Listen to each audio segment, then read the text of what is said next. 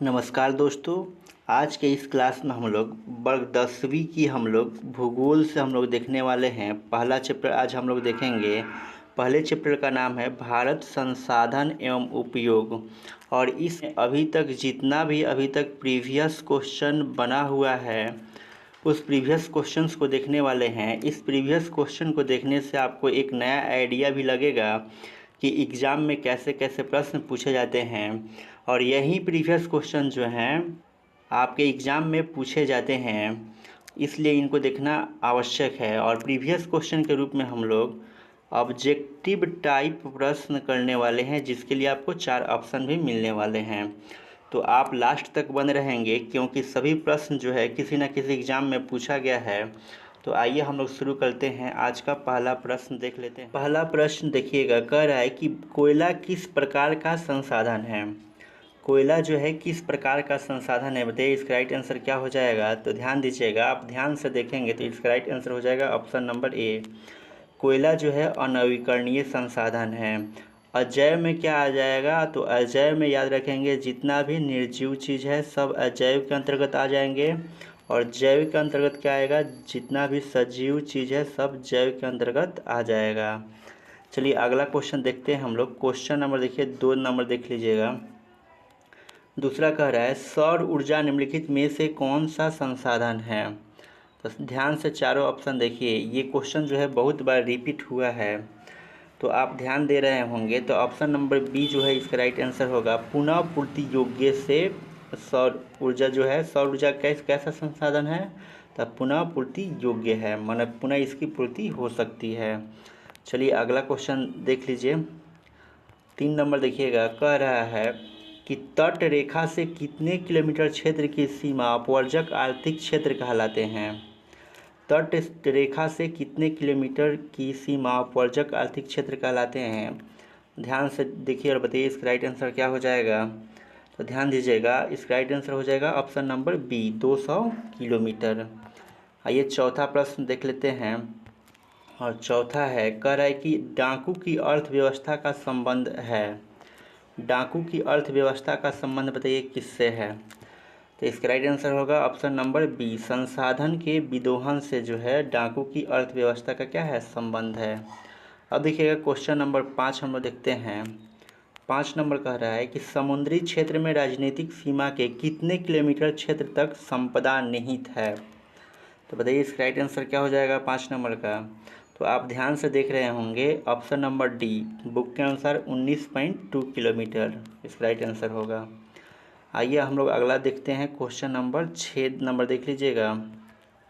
और छठा कह रहा है कि पेट्रोलियम किस प्रकार का संसाधन है। बताइए पेट्रोलियम जो है किस प्रकार का संसाधन है, अनवीकरणीय है कि नवीकरणीय है। आपको हिंट हम दे दिए, 2 में से ही बताइए। तो ध्यान दीजिएगा, पेट्रोलियम जो होगा अनवीकरणीय होगा। अनवीकरणीय का मतलब ये हुआ कि इसका एक बार यूज करने के बाद इसके बनने में हज़ारों साल लगते हैं, तो ये क्या होगा, अनवीकरणीय में आ जाएगा। चलिए अगला प्रश्न हम लोग देखते हैं। प्रश्न नंबर 7 कह रहा है कि निम्न कौन सी मिट्टी सर्वाधिक उपजाऊ है, यानी कि सर्वाधिक उपजाऊ मिट्टी का आपको नाम बताना है। तो ध्यान रखिएगा, सर्वाधिक उपजाऊ मिट्टी जो है आपका जलोढ़ मिट्टी है। कौन सी मिट्टी है, जलोढ़ मिट्टी है। चलिए अगला क्वेश्चन देखते हैं। क्वेश्चन नंबर 8 देख लीजिए, बहुत बार एग्जाम में पूछा हुआ है। कह रहा है काली मृदा का दूसरा नाम क्या है। सबसे पहले आप जानिए कि मृदा बोला जाता है ज्योग्राफी में किसको, मिट्टी को हम लोग क्या बोलते हैं, मृदा। तो ये काली मिट्टी का दूसरा नाम क्या है, तो आप ऑप्शन देखेंगे तो बताएंगे। बहुत बार पूछा हुआ है एग्जाम में क्वेश्चन, बताइए इसका राइट आंसर क्या हो जाएगा। तो ध्यान दीजिएगा, इसका राइट आंसर हो जाएगा ऑप्शन नंबर बी, रेगूर बोलते हैं। काली मिट्टी का दूसरा नाम क्या है, रेगूर। आइए अगला क्वेश्चन देखिएगा। क्वेश्चन नंबर 9 बहुत महत्वपूर्ण है। कह रहा है कि मरुस्थलीय मृदा का विस्तार कहाँ है। मरुस्थलीय मृदा का विस्तार निम्न में से कहाँ है। 4 ऑप्शन में से ही आपको बताना है कि कहाँ पर इसका विस्तार है। तो ध्यान दीजिएगा, इसका राइट आंसर हो जाएगा ऑप्शन नंबर बी, राजस्थान में क्या है, मरुस्थलीय मृदा का क्या है, विस्तार है। तो इस चीज़ को आप ध्यान रखेंगे। चलिए आगे हम लोग देखते हैं। Question number 10। कह रहा है सोपानी कृषि किस राज्य में प्रचलित है। बताइए सोपानी कृषि जो है किस राज्य में प्रचलित है। तो ध्यान दीजिएगा ये सोपानी कृषि जो है उत्तराखंड में क्या है प्रचलित है। आई होप कि आप जो है अभी तक 10 क्वेश्चन जो है बहुत ही बेहतर ढंग से समझ चुके हैं और आप देख भी रहे होंगे कि ये सारा प्रश्न जो है बार बार क्या हुआ है रिपीट हुआ है। आने वाले समय में आपके एग्ज़ाम में भी यही सारे प्रश्न क्या होंगे रिपीट होंगे, इसलिए आप ध्यानपूर्वक सारे प्रश्नों को देखिएगा। चलिए हम लोग देख लेते हैं क्वेश्चन नंबर 11 नंबर में भी बहुत इंपॉर्टेंट प्रश्न दिया है। कह रहा है पंजाब में भूमि निम्नीकरण का मुख्य कारण क्या है। पंजाब में भूमि निम्नीकरण का मुख्य कारण क्या है। ऑप्शन के अनुसार आपको बताना है। तो बताइए 11 का राइट आंसर क्या हो जाएगा। तो आप ध्यान से देखेंगे ऑप्शन नंबर सी, अधिक सिंचाई क्या है भूमि निम्नीकरण का कारण है। कहाँ पर जी, पंजाब में। इस चीज़ को ध्यान रखेंगे। चलिए अगला क्वेश्चन देखते हैं हम लोग। अगला क्वेश्चन देख रहे हैं हम लोग 12 नंबर, कौन सी मिट्टी कपास की खेती के लिए सर्वोत्तम मानी जाती है। मतलब कपास की खेती के लिए कौन सी मिट्टी हम लोगों को चाहिए, सबसे उपयुक्त मिट्टी का आपको नाम बताना है। तो ध्यान दीजिएगा 12 नंबर में आप देख रहे होंगे ऑप्शन नंबर सी, काली मिट्टी जो होती है कपास के लिए महत्वपूर्ण है। चलिए अगला क्वेश्चन देखिएगा क्वेश्चन नंबर 13, भारत में लगभग कितने करोड़ हेक्टेयर भूमि का क्षरण हो चुका है। भारत में लगभग कितने हेक्टेयर भूमि का क्षरण हो चुका है। अपने पाठ्य पुस्तक के हिसाब से आपको क्या करना है आंसर देना है। तो ध्यान दीजिएगा इसका राइट आंसर हो जाएगा option number C, 13 crore hectare. चलिए अगला देखते हैं हम लोग 14 नंबर देखते हैं, बहुत ही इम्पोर्टेंट है। कह रहा है कि मेढक के प्रजनन को नष्ट करने वाला रसायन कौन सा है। मेढक के प्रजनन को नष्ट करने वाला रसायन कौन सा है। बताइए ऑप्शन के अनुसार इसका राइट आंसर क्या हो जाएगा। तो ऑप्शन के अनुसार से हो जाएगा एंड्रीन। ऑप्शन नंबर सी इसका क्या हो जाएगा राइट आंसर हो जाएगा। आइए अगला प्रश्न देखते हैं 15 नंबर हम लोग देख लेते हैं, बहुत ही इम्पोर्टेंट है 15 नंबर। कह रहा है 15 नंबर, देश के बांधों को किसने भारत का मंदिर कहा था। देखिए ये कितना बार रिपीट हुआ है ये क्वेश्चन, तो आप समझ सकते हैं कि ये क्वेश्चन कितना इम्पोर्टेंट होने जा रहा है। तो देश के बांधों को किसने भारत का मंदिर कहा था। तो इसका राइट आंसर क्या हो जाएगा। तो ध्यान दीजिएगा पंडित नेहरू। पंडित नेहरू याद रखेंगे, पंडित नेहरू। चलिए अगला देखते हैं हम लोग 16 नंबर देख लेते हैं। और 16 नंबर कह रहा है कि कुल जल का कितना प्रतिशत भाग महासागरों में निहित है। यानी कि महासागर में कुल जल का कितना प्रतिशत है। तो ध्यान दीजिएगा इसका राइट आंसर हो जाएगा 95.5%। ऑप्शन नंबर क्या हो जाएगा डी, इसका क्या हो जाएगा राइट आंसर हो जाएगा। चलिए 17 नंबर बेहद इम्पोर्टेंट प्रश्न आ गया है। कह रहा है कि बृहद क्षेत्र में जल की उपस्थिति के कारण ही पृथ्वी को क्या कहते हैं। बृहद क्षेत्र में जल की उपस्थिति के कारण ही पृथ्वी को कौन सा ग्रह कहते हैं। कहने का मतलब ये है। तो बताइए 17 का राइट आंसर क्या हो जाएगा। तो ध्यान दीजिएगा इसको हम लोग क्या बोलते हैं नीला ग्रह बोलते हैं। क्या बोलेंगे नीला ग्रह। आई होप कि आपको प्रश्न 17 तक में कहीं भी कोई परेशानी नहीं हुई होगी। आपको थोड़ी सी भी समस्या होती है तो आप कमेंट बॉक्स में कमेंट करके ज़रूर बताएंगे। आइए हम लोग देखते हैं क्वेश्चन नंबर 18। कह रहा है 18 नंबर, ध्यान दीजिएगा 18 नंबर देखिए, बिहार में अति जल दोहन से किस तत्व का संकेंद्रण बढ़ा है। बिहार में अति जल दोहन से किस तत्व का संकेंद्रण बढ़ा है। तो आप बताइए इसका राइट आंसर क्या हो जाएगा 18 का। तो ध्यान दीजिएगा 18 का राइट आंसर हो जाएगा आर्सेनिक। ऑप्शन नंबर सी जो होगा इसका क्या हो जाएगा राइट आंसर हो जाएगा। चलिए अगला क्वेश्चन नंबर देखते हैं क्वेश्चन नंबर 19 नंबर देखिएगा। कह रहे हैं 19 नंबर, प्राणियों के शरीर में कितना प्रतिशत जल की मात्रा निहित होती है। प्राणियों के शरीर में कितना प्रतिशत जल की मात्रा निहित होती है। आप अपने बुक के अनुसार ही बताएंगे आंसर कहीं, क्योंकि इसका आंसर जो है अलग अलग देखने के लिए मिलता है। तो ध्यान दीजिएगा इसका राइट आंसर हो जाएगा बुक के अनुसार option number C 65%। Question number 20 देखिएगा। कह रहा है 20 नंबर, विश्व की कितनी प्रतिशत जनसंख्या भारत में निवास करती है। भारत में जो है कितनी प्रतिशत जनसंख्या निवास करती है। तो ध्यान रखिएगा इसका राइट आंसर हो जाएगा 16%। चलिए अगला क्वेश्चन देखते हैं हम लोग 21 नंबर देख लेते हैं। निम्न में से कौन बिहार की प्रमुख नदी घाटी परियोजना है। बिहार की प्रमुख नदी घाटी परियोजना का आपको क्या करना है, नाम बताना है। तो इसका राइट आंसर क्या हो जाएगा, तो आप सोन नदी घाटी के बारे में जानते हैं, ये जो है बिहार की प्रमुख नदी घाटी परियोजना है। चलिए हम बढ़ते हैं क्वेश्चन नंबर 22 की तरफ। क्वेश्चन नंबर 22 देखिएगा, कह रहा है कि भारत में 2001 में कितने प्रतिशत भौगोलिक क्षेत्र में वन का विस्तार था। 2001 में आपको बताना है कि भौगोलिक क्षेत्र में वन का विस्तार कितना था। तो ध्यान दीजिएगा, इस राइट आंसर हो जाएगा 19.2%। ध्यान दीजिएगा, वन से एक प्रश्न जो है आपके एग्जाम में रहेगा। चलिए अगला क्वेश्चन को देखते हैं। 23 नंबर, वन स्थिति रिपोर्ट 2005 के अनुसार भारत में वन का विस्तार कितना है।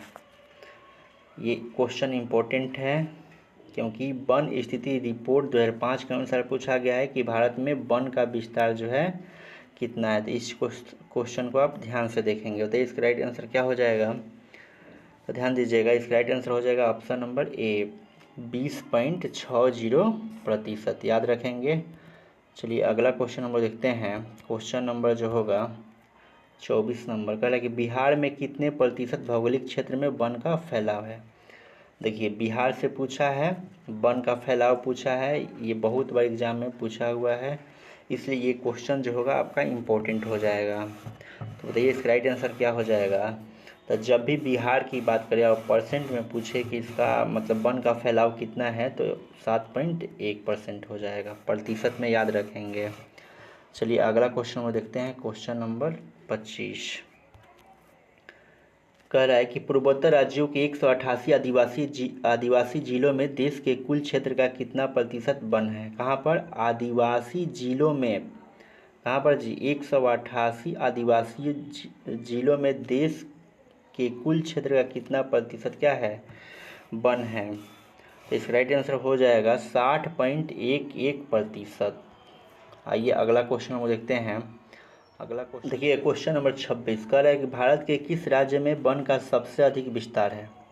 ये क्वेश्चन VVI है, पूछा जा सकता है। तो समझिएगा, ऑप्शन नंबर सी मध्य प्रदेश एक ऐसा राज्य है जहाँ पर वन का सबसे अधिक क्या है, विस्तार है। चलिए अगला क्वेश्चन हम देख लेते हैं। 27 नंबर कह रहा है कि वन संरक्षण एवं प्रबंधन की दृष्टि से वनों को वर्गीकृत किया गया है, यानी कि वन को कितने भागों में वर्गीकृत किया गया है, यह आपसे प्रश्न जो है पूछ रहा है। ध्यान रखिएगा, वन को 3 वर्गों में क्या किया गया है, वर्गीकृत किया गया है। आइए अगला क्वेश्चन देखते हैं। क्वेश्चन नंबर 28 देखते हैं।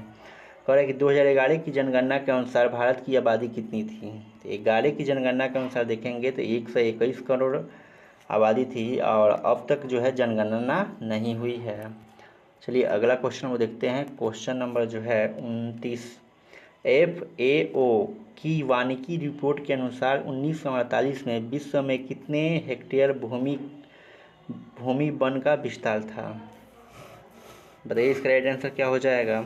ध्यान दीजिएगा, 4 अरब हेक्टेयर था। कितना था जी, 4 अरब हेक्टेयर था। अगला क्वेश्चन 30 देखिएगा, भारत का राष्ट्रीय पक्षी है, ये सब कोई जानता है, क्या है, मोर है, इसी को मयूर लिख दिया है। अब चलिए अगला क्वेश्चन देखिए 31 नंबर का है कि चड़क का संबंध किस देश से था। बहुत ही महत्वपूर्ण क्वेश्चन, देखिए 23 में पूछा हुआ है कि चड़क का संबंध किस देश से था। आप पढ़े होंगे तो आपको आइडिया भी लग रहा होगा कि इस प्रकार का प्रश्न जो है पूछा जा सकता है। चड़क का संबंध किस देश से था, भारत से था। चलिए अगला प्रश्न देखते हैं हम लोग। 32 नंबर का, टेक्सोल का उपयोग होता है, टेक्सोल का उपयोग जो है कहाँ होता है आपको बताना है। तो ध्यान दीजिएगा, टेक्सोल का उपयोग जो होता है कैंसर में होता है। किस में होता है, कैंसर में होता है। चलिए अगला क्वेश्चन देखिएगा, कह रहे 33 कि विश्व पर्यावरण दिवस कब मनाया जाता है। देखिए ये विश्व पूछा है तो आप याद रखेंगे 5 जून को, ठीक है ना, 5 जून को। 1 दिसंबर को कौन सा दिवस मनाया जाता है, तो एड्स दिवस मनाया जाता है, इसको भी आप याद रखेंगे। चलिए अगला क्वेश्चन वो देखते हैं। क्वेश्चन नंबर जो होगा 34 नंबर होगा। 34 का रहा है कि संविधान की धारा 21 का संबंध है, बहुत ही महत्वपूर्ण क्वेश्चन है इस बार का। कह रहा है कि संविधान की धारा 21 का संबंध किससे है। तो ध्यान दीजिएगा, इसका राइट आंसर हो जाएगा वन्य जीवों तथा प्राकृतिक संसाधनों के संरक्षण से 21 का क्या है, संबंध है। तो तो इस चीज़ को आप ध्यान रखेंगे। आई होप कि आप यहाँ तक क्वेश्चन को समझ गए हैं अच्छे ढंग से। आइए अब हम लोग 35 कह रहा है कि प्राकृतिक संसाधनों के संरक्षण हेतु 1968 ईस्वी में कौन सा कन्वेंशन हुआ था। प्राकृतिक संसाधनों के संरक्षण हेतु 1968 में कौन सा कन्वेंशन हुआ था, आपको बताना है कौन सा कन्वेंशन हुआ था। तो ध्यान दीजिएगा, अफ्रीकी कन्वेंशन हुआ था। कौन सा कन्वेंशन? अफ्रीकी कन्वेंशन हुआ था। चलिए 36 नंबर देखिएगा, कह रहा है इनमें कौन सा ऐसा जीव है जो केवल भारत में ही पाया जाता है। तो आप ध्यान बताइए कि कौन सा जीव है जो केवल भारत में ही पाया जाता है। तो बताइए 36 का राइट आंसर क्या हो जाएगा। तो ये डॉल्फिन जो आप देख रहे हैं ये भारत में ही पाया जाता है। चलिए अगला क्वेश्चन देखते हैं। क्वेश्चन नंबर 37, किस खनिज को उद्योगों की जननी कहा गया है। बताइए कौन सा ऐसा खनिज है जिसको उद्योग की हम लोग जननी बोलते हैं।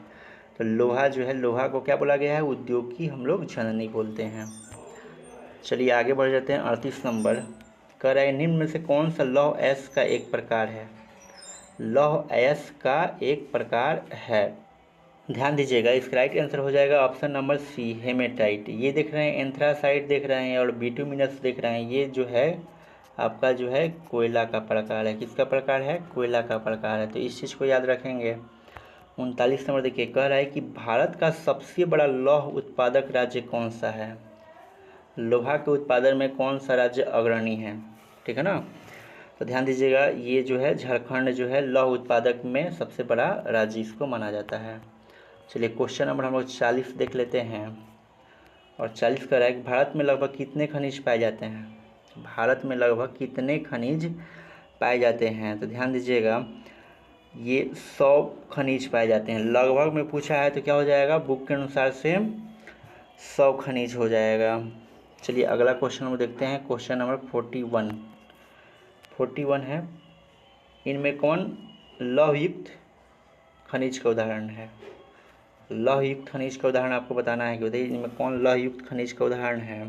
तो ध्यान दीजिएगा, मैग्नीज जो है लौहयुक्त क्या है, खनिज है।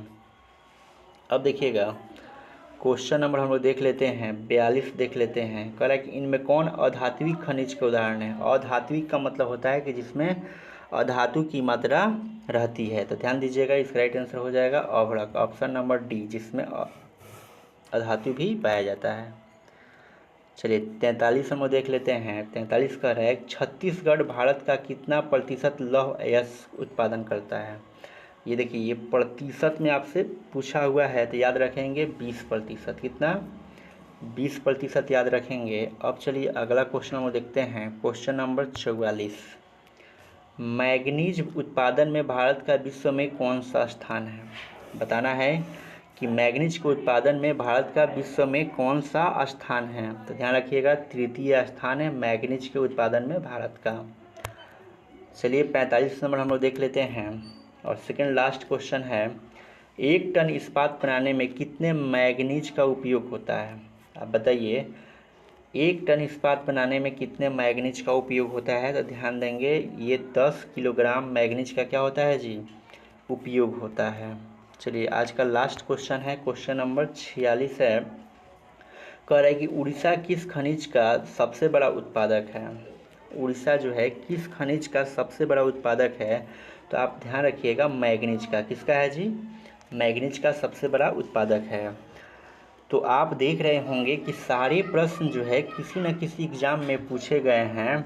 तो आपको एक नया आइडिया भी लगा होगा कि एग्ज़ाम में यही सारे प्रश्न जो है रिपीट कर सकते हैं।